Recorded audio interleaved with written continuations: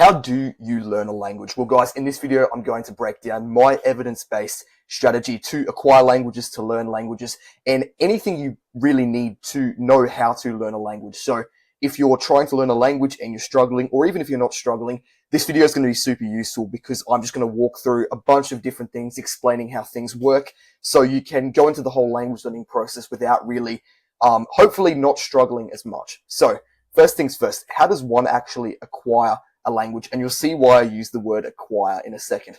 When it comes to language learning, a lot of people view a language as just one language. They see Italian, for example, and they think, okay, I'm going to learn Italian. I'm trying to collect this one language.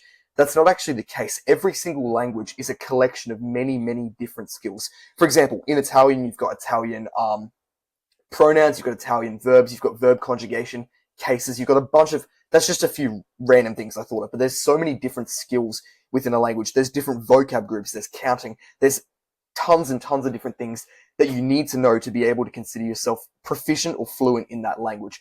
So when it comes to language learning, we're not actually trying to learn a language per se. We're trying to collect skills within that language over time until we have so many that we're able to call ourselves proficient in that language. So proficiency, we could say, is mastering many of the skills within a language. Now, as far as learning goes, when people say learning a language, obviously anyone can really learn anything in any language. If I was to show you something in a random language that you've never seen before and teach you how it works, you could probably understand it fairly quickly. The problem would be remembering it. If I showed you a word that you'd never seen before and told you its translation, you'd probably be able to remember it 5 seconds after. But the problem would be, if I then asked you in 3 weeks and you didn't know I was going to do this, otherwise you'd probably write it down, you would have obviously forgotten the word because it wasn't important for you to remember at all.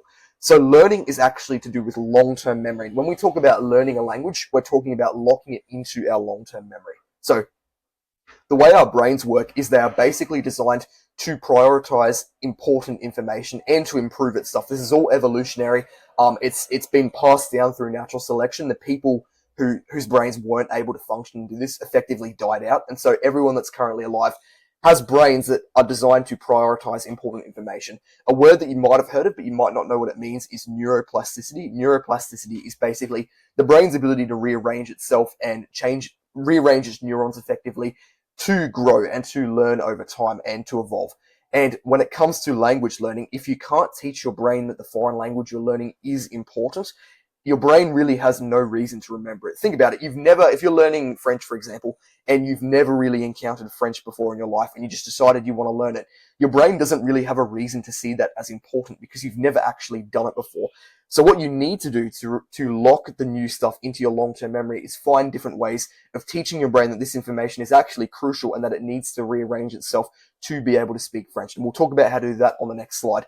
But a final thing I will say is often slow language learning progress is directly to do with how important you've made it. So if you're inconsistent in language learning, you're not finding ways to implement it every single day, you're not stacking progress, you're not consistently going over things, you're not finding multiple different ways to teach yourself the same skill, all things we'll talk about on the next slide, it's very difficult to make progress simply because you haven't made it important at all. So now that we've got these things out of the way, let's talk about my strategy. I'm going to give you 5 main tips in 5 different areas to make progress. The first thing I'm going to say is clear goals. It's been scientifically proven that people who set goals, and specifically people who write goals down, and specifically people who actually tell others about the goals, and so they're publicly announcing it, they actually make more progress, and it's for a few different reasons. When you don't have a clear goal, and obviously you don't have to set like, I'm going to learn Italian to this level in exactly 12 months because you don't really know how long it's going to take. When you don't have any real goal at all, you're just kind of messing around, you have nowhere you're effectively trying to go. As soon as you set a goal, if you don't write it down and you're just thinking about it, you're kind of shooting yourself in the foot because it's not actually written down. As soon as you write a goal down, it becomes tangible, and that's so much better for making progress. And then finally, with the last thing I said, if you start telling people that this is a goal you're going to achieve, you then have that social pressure to work on it. Because if you're the kind of person who says, okay, I'm doing this, and then you don't do anything towards it, you kind of look like a little bit of a ding dong. So that's probably a good thing to do as well. As far as goals go, there's really 2 types. There's long-term goals and short-term goals. Long-term goals are goals that you set yourself over a period of probably at least months to years. So it might be, I want to learn French within 2 years or something like that. That would be an example of a long-term goal. Short-term goals are what you use to achieve your long-term goal. So you might set a short-term goal for this week where you're going to focus on learning verb conjugation, or you're going to focus on learning, occupation-related vocab. That's just a random example.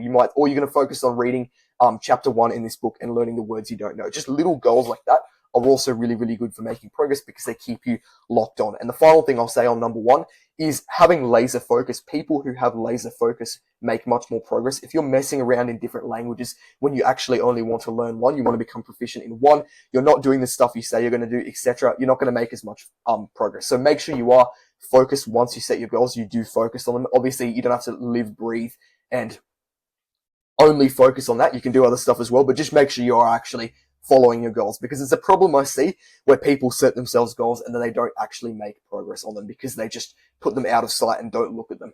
And it's something I've done before. So number 2 would be consistency / immersion. So what I mean by consistency is pretty straightforward. You need to consistently do something. If you're not consistently working on the foreign language, as we said before, your brain doesn't see it as important, and it basically, it has no reason to rearrange your neurons or anything like that to become better at the foreign language. The other thing I will say, actually, I'll just say one more thing on consistency. A lot of people will only study a few days a week. I would recommend you do something every single day in the foreign language, and that can be difficult if you're busy, which is why it's important to incorporate little habits that you can do every single day so that even when you're busy, you can actually stay consistent. One good example is to set yourself a daily goal every single day. You can write out your daily goal in English or whatever your native language is, and then you can get Google Translate it into the language you're learning, write it underneath, and you've effectively done one thing in the foreign language every single day. I don't really know anyone who can't do that. I do that every single day. I would show you, but my book is under a pile of stuff. But yeah, that can be good as well. As far as immersion goes, that actually is a good example of immersion. Immersion just means swapping things in your native language with the foreign language. So if you can put your to-do list or your calendar or anything like that into the foreign language, even if you have to use Google Translate as a crutch, that's absolutely fine. Just doing little things like that can also help with teaching your brain that this new language is important, because you're effectively showing yourself that this new stuff is very important. We need to start doing that. As far as making it fun goes, obviously you're not always going to feel like language learning, but if you can do things to make the language learning process more fun, that can be super good as well. So an example I will give is I've started enjoying going for walks. I can listen to a podcast in a foreign language while I go for a walk. Even if I can't fully understand everything, that's absolutely fine. I can still do that. A few other examples are listening to stuff while you're doing chores, while you're driving, that kind of thing. That can be really good for making more progress, because it kind of, you're using some time that you're not really using anyway, so you're not actually losing any more time. And yeah, that's basically what habit stacking is, those few examples I just gave. But if you can do things like that, if you can stack a habit on top of another habit to make more progress and to free up time, that can be really good. And just try and make the whole process fun. If you want to buy a book that you like in English in the foreign language, do that. If you want to buy a subscription service to watch TV shows in the foreign language, do that. Just do anything that can make it more fun, because that'll make it a lot easier to study and to stay consistent. Things that we've already talked about are important. The fourth thing is growth mindset. Growth mindset we have talked about a fair bit on this channel, but I'm just going to really quickly go through it if you haven't already. I have a video on growth mindset linked in the description if you want to check it out.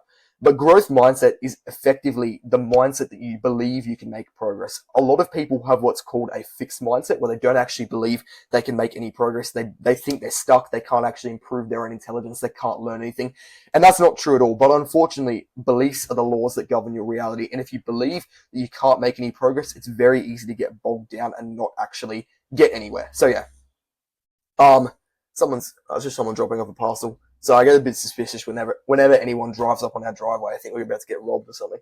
But yeah, and as far as resilience and problem solving goes, you need to be resilient. Language learning can be a frustrating and painful thing. But if you get emotional and upset, which I know a lot of people do, I've done that. Whenever you encounter any kind of problem, you're not really going to make any progress, because instead of being in that problem solving mode where you see problems as opportunities to improve and to learn more, you get really frustrated straight away.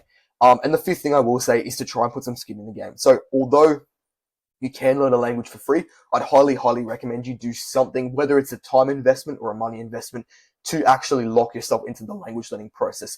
They've actually proven, I forget the name of the professor who proved it. I'm actually reading a book, the Diary of a CEO. It's right behind me right now, where they did a study and they proved that people who had to put a lot of time into getting invited to a thing, actually enjoyed it more than the people who got let in instantly. They didn't have to pay, they didn't have to do anything. And that's because when you invest, the more you invest into something, the more your brain subconsciously sees it as important, and the more you're invested in actually making progress in it. So as I said before, if you can buy a book in a foreign language, even if you don't understand it, if you can do anything like that, if you can invest in any way into learning the foreign language, even if it's just a little bit, even if it's $1, you will actually get a boost in learning because you've put something into the foreign language and you will want to learn more. But yeah, those are 5 basic tips that I incorporate every single day to make progress in foreign languages. If you do want to boost your progress and go even further, I've got my course, the Language Learning Accelerator, linked in the description, which you can definitely check out. But guys, that is the video. Make sure to check out the Discord that I've got linked in the description below. Hit the subscribe button because it makes me feel better about all the work I put in for free. Thank you for watching and have a good one.